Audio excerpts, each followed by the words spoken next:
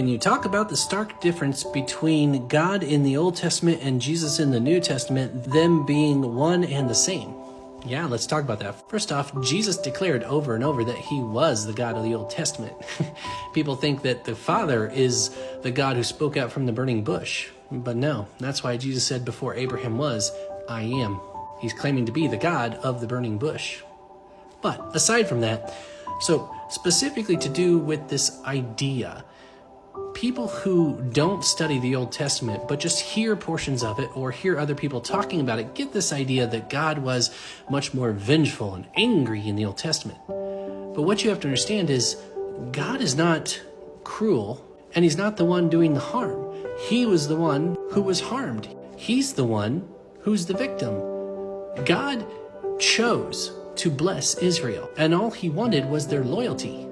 In my live Bible studies, we just went through the book of Ezekiel. And when you read it, understanding that he had given them hundreds of years of patience, it's completely understandable that he was fed up, that he was tired of being hurt. So when you read the passages about God saying, I'm going to correct you and I'm going to send you into exile and all these bad things are going to come upon you, it's because they refused to listen. And they were still carrying around his name, making him look bad. So yes, the God of the Old Testament and the God of the New Testament are the same God.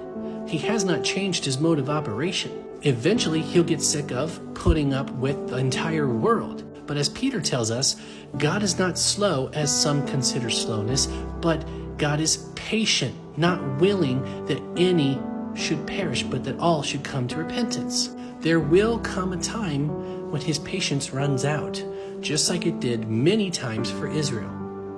And when that day comes, then comes the punishment for the world that has scorned him since the beginning. Again, God is not the mean one, God is the victim.